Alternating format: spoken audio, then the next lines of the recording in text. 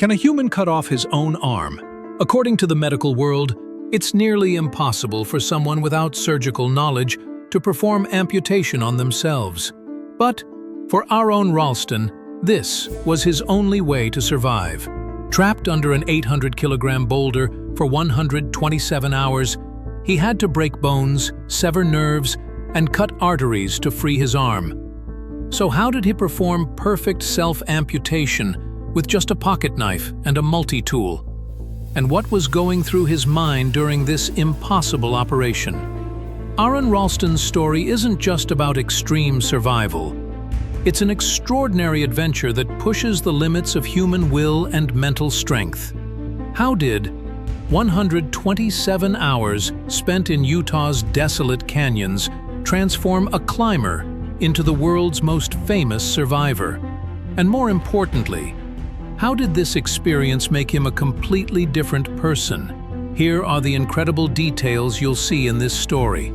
For the first 24 hours, Aron thought he could escape, but the rock wouldn't budge. When his water ran out on the second day, he was forced to drink his own urine. On the third day, he started recording goodbye messages to his family with his video camera. But the real turning point came on the fifth day. In his dream, he saw his unborn son, and that child said to him, "Daddy, come home." The amputation process took exactly 1 hour, and Aron recorded every stage. First, he had to cut the nerves because he couldn't bear the pain. Then came the arteries. If he cut wrong, he would die from bleeding within minutes. The hardest part was breaking the radius and ulna bones because his pocket knife couldn't cut through bone. But the most surprising aspect of Aron's story is this. After cutting off his arm, his first feeling wasn't anger or pain, but gratitude. He thanked both the rock because it taught him the value of life, and his own arm because it had served him for 27 years. What kind of mental strength was this? After the operation, the 10-kilometer journey awaiting Aron was another adventure entirely. Rappelling 20 meters with one hand, maintaining balance among rocks, and searching for help with his last energy. Every step meant potential death. In this story, you'll also see how Aron transformed from an ordinary outdoor enthusiast to a world-renowned motivational speaker. How the movie 127 Hours brought his story to millions of people, and how this experience completely changed his life philosophy. The most impressive part is this. After the accident, Aron didn't quit outdoor sports. He actually intensified them. He climbed Everest with a prosthetic arm, ran marathons, and even started canyoneering again. "That rock didn't kill me, it freed me," he says. Aron's story is also a critique of modern life, the tragedy of technology-addicted people who are constantly connected, losing their connection with nature. But it's also proof of how powerful the human spirit can be. This story will show you that even in the darkest moments the human spirit can shine, how survival instinct makes the impossible possible, and how major crises make people stronger. This 127-hour test wasn't just about physical endurance, but also mental strength and willpower. Before we dive into Aron's incredible story, let us quickly introduce ourselves. On this channel, we share the world's most inspiring true stories. We tell tales of the power of human will, the limits of courage, and the epic journeys of people who achieved the impossible. If you want to watch more of these compelling stories, don't forget to subscribe to our channel and hit the notification bell. This way, you'll be notified immediately when we upload new videos. We also love interacting with you in the comments. Share in the comments below. Now, let's get to Aron Ralston's unforgettable 127 hours. Are you ready? Then let's experience those incredible moments in Utah's desolate canyons, where a climber trapped by a rock decided to cut off his own arm and discover the true power of human will. Aron Lee Ralston was born on October 27, 1975, in Marion, Ohio. His father, Larry Ralston, worked as an engineer, while his mother, Donna, worked as a mechanical engineer. From childhood, Aron possessed a different kind of energy. A child who was constantly in motion, constantly wanting to discover new things.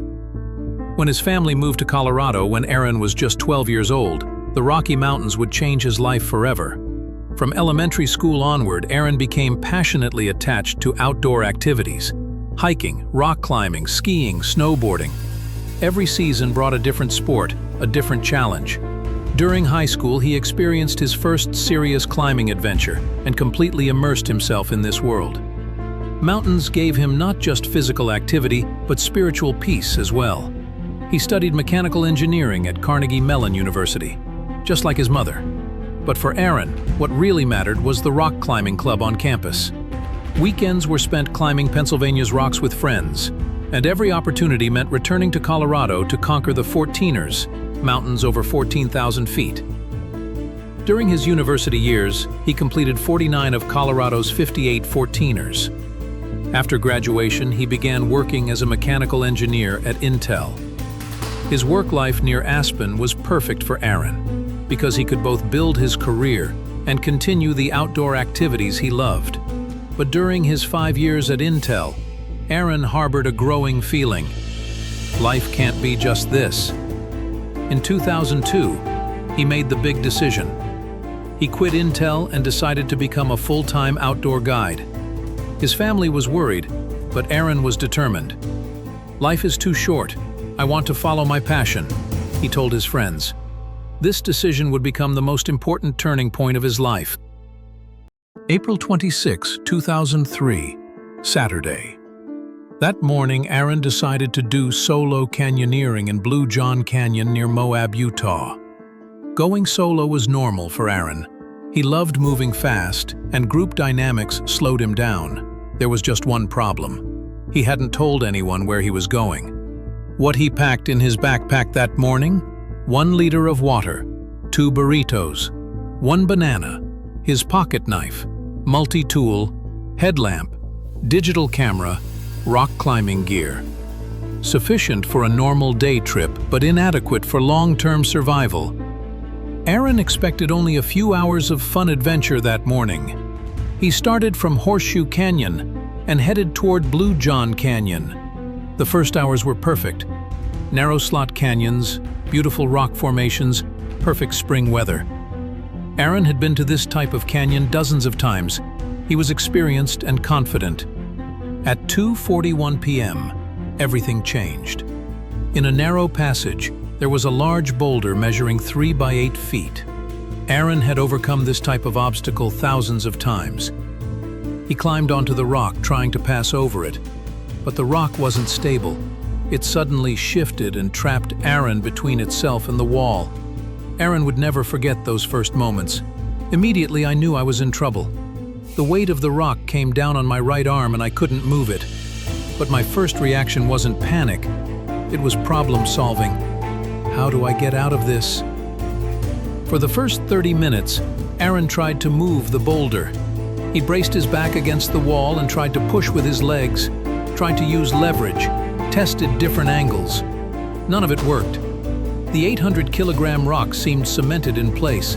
The first day passed relatively optimistically. Aron thought, someone will miss me and come looking. But the reality was this. No one knew he was in Blue John Canyon. His roommates wouldn't look for him until Monday evening because weekend trips were normal. The first night was terrible. Utah desert nights get very cold, and Aron hadn't brought proper sleeping gear. He tried to keep moving constantly, trying to maintain blood circulation. His right arm had gone completely numb, and he couldn't feel a pulse. The second day, reality hit. His water supply had dropped to critical levels. Aron began water rationing, 1 small sip every 4 hours. But water loss was very rapid in the desert heat. In the afternoon, he began taking desperate measures, drinking his own urine. Drinking my own urine was psychologically harder than I expected, Aron would later say. Physically it was doable, but mentally it was crossing a line. At that moment I understood that this wasn't just an uncomfortable situation, but a life or death situation. The second night was even harder. He was showing early signs of hypothermia: shivering, confused thinking, coordination loss. Aron kept doing exercises to keep himself warm, trying to solve math problems. On the third day, Aron took out his digital camera and began recording video messages. The first message was to his family. "Mom, Dad, I want you to know that I love you guys, and I think about you guys all the time. This is a wonderful place, and I'm having a wonderful time." But the videos gradually became more desperate. "I am sorry. I didn't take more time to call. I'm sorry I didn't take more time to stay in touch with people I care about." Aron was realizing that these might be his final messages. The third night, Aron began showing signs of delirium. He was seeing hallucinations, reliving scenes from the past. His childhood home in Colorado, moments spent with college friends, his job at Intel. Everything seemed more vivid and meaningful. On the fourth day, Aron first seriously considered amputation, but he immediately realized the problems. His knife was too dull, infection risk was too high, and most importantly, the radius and ulna bones were too thick. "I couldn't cut through those bones with a dull knife. It was impossible." That day, he tested different escape scenarios. He tried to create a pulley system using his ropes. He tried to gain mechanical advantage with carabiners. None of it worked. The boulder was too heavy, the position too awkward. The fourth night, Aron experienced his darkest moment. "I felt like giving up. Energy was gone, hope was gone, will to live was weakening. That night I seriously considered dying. Just close my eyes and let it happen." But on the fifth day, the life-changing event occurred. Aron had a vivid dream. A 3-year-old child was running toward him. The child was shouting, "Daddy! Daddy!" Aron immediately knew this was his future son, and that child was giving him a message. "You have to come home." That dream gave Aron incredible clarity. At that moment, I understood that I had to fight not just for my own life, but for my future family too. That child was real, that future was real, and I had to get there. Aron looked at amputation again, but with a different approach this time. His engineering background kicked in. He systematically analyzed the problem. Nerves, arteries, muscles, tendons, bones.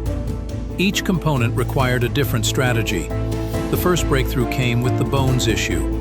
Aron realized that while it was impossible to cut the bones with his knife, he could break them. He could snap the radius and ulna using leverage. This discovery changed everything. 10:32 a.m., May 1, 2003. Aron made his final decision. He recorded his last message to the video camera. "I'm going to cut my arm off now. Mom, Dad, I love you. Tell everybody I love them." He applied a tourniquet, wrapping rock climbing rope tightly around his upper arm to cut blood flow. Then the systematic process began. First, he cut the nerves. This was extremely painful but necessary. If nerve signals continued reaching the brain from the arm, he could die from shock. He carefully located each nerve with his knife and cut it. Next came muscles and tendons. This part was relatively easy because his knife could cut soft tissue. But he had to be very careful. If he accidentally cut major arteries, he could bleed out within minutes. The most critical part was the radius and ulna bones. Aron used the pliers on his multitool. He maneuvered his arm into an awkward position and used his full body weight to snap the bones. The cracking sound was horrible, but at the same time, liberating. That sound was the sound of freedom. Finally, the arteries remained. Median artery, radial artery, ulnar artery. Since Aron had no medical knowledge, he didn't know arterial anatomy, but instinctively found the right places. He carefully cut each artery and immediately applied pressure to stop bleeding. The entire process took 1 hour and 5 minutes. At 11:37 a.m., Aron was free. But the adventure wasn't over yet. Now he had to walk 10 kilometers to reach civilization. The first challenge was a 60-foot rappel. Rappelling with a single hand was extremely dangerous. If he lost balance, he could fall and die. But Aron used his years of climbing experience. He braced his feet against the wall, controlled the rope with his left hand, and carefully descended. The walk was a nightmare. He was constantly dizzy from blood loss, severely dehydrated, and the arm stump kept bleeding, but Aron continued with willpower. Every step could potentially be my last step, but stopping wasn't an option. After 6 kilometers, a miracle happened. A Dutch family, Eric and Monique Meyer, and their son Andy, were hiking and spotted Aron. "Help! I need help! I've been trapped for 5 days!" These were Aron's first words. Eric immediately understood the severity of the situation. He called emergency services with his satellite phone. A helicopter rescue team was dispatched. Aron was finally safe. At the hospital, he underwent 6 operations. The amputation site was properly closed, infections were treated, and preparation was made for prosthetic fitting. Doctors were amazed. The quality of the amateur amputation was remarkably good. The recovery period was challenging. Phantom limb pain was severe. He experienced depression episodes, and he had to relearn daily activities. But Aron never gave up outdoor activities. Instead, he embraced them even more strongly. In 2004, he got a custom prosthetic arm. In 2005, he began mountaineering in the Himalayas. In 2006, he completed Colorado's remaining 14ers. In 2011, he climbed Everest. Limitations became his source of motivation. His autobiography, Between a Rock and a Hard Place, was published in 2004 and became a bestseller. In 2010, the movie 127 Hours was made starring James Franco and received Oscar nominations. Aron's story became a global inspiration. Today, Aron is a motivational speaker, author, and still an active adventurer. He's married and has 2 children, including his son Leo, whom he saw in that dream. That rock didn't destroy me. It transformed me. In my darkest moment, I learned the most valuable lesson. Life is precious, and every moment should be treasured. His influence extended beyond outdoor activities. Aron became a symbol of human resilience and the power of positive thinking. His speaking engagements drew thousands of people worldwide, all wanting to understand how someone could maintain such clarity and determination in the face of impossible odds. The prosthetic technology that helped Aron return to climbing also advanced significantly due to his advocacy. He worked with engineers to develop better climbing-specific prosthetics, helping other amputee athletes pursue their passions. His relationship with his wife Jessica, whom he married in 2009, brought the family element he had dreamed about during those 127 hours. Their son, Leo, born in 2010, was indeed the child from his vision. Later, their daughter Lillian completed their family. Aron's approach to risk management also evolved dramatically. While he continued pursuing outdoor adventures, he implemented comprehensive safety protocols. He always informed multiple people of his plans, carried satellite communication devices, and never traveled alone without backup plans. The psychological impact of his experience led him to study human resilience and survival psychology. He collaborated with researchers to understand how the human mind copes with extreme trauma and life-threatening situations. His story influenced search and rescue protocols worldwide. The Aron Ralston rule became part of outdoor safety education. Always tell someone where you're going and when you expect to return. The Blue John Canyon site where his ordeal occurred became a pilgrimage destination for outdoor enthusiasts. Aron himself returned there multiple times, finding closure and using the location for educational purposes about outdoor safety. His corporate speaking career flourished as business leaders sought to understand his mindset during crisis management. His lessons about systematic problem-solving under extreme pressure proved valuable in boardrooms worldwide. The 127 Hours Foundation, which he established, focuses on outdoor education and safety, ensuring that future adventurers learn from his experience without having to repeat it. Aron Ralston's 127-hour ordeal gives all of us a profound message about the power of human spirit and will. Even when faced with seemingly impossible situations, our survival instinct and problem-solving abilities can save us. This climber's story of performing self-amputation with a pocket knife and multi-tool is proof that ordinary people can achieve extraordinary things. The first and most powerful lesson we can draw from Aron's story: real strength is mental, not physical. Physical force was useless against the 800-kilogram boulder. But Aron's analytical thinking, engineering mindset, and systematic problem-solving approach saved him. "That rock trapped my body, but it could never trap my mind," he says. The second critical lesson: big decisions require big sacrifices. Aron's decision to cut off his arm wasn't just a physical sacrifice. With that decision, he was giving up his old life, his old identity, and his comfort zone. But this sacrifice enabled him to be reborn as a new person. The third important message: perspective is everything. Aron lost his arm, but gained his life. Instead of letting limitations stop him, they motivated him more strongly. "I lost my arm, but I gained my life," summarizes his perspective. The fourth powerful principle: preparation and foresight save lives. Aron's biggest mistake was not telling anyone where he was going solo. After this experience, he makes detailed plans for every outdoor activity and always informs someone. Going unprepared into adventure isn't adventure, it's recklessness. The fifth valuable lesson: community and connection are life's most important aspects.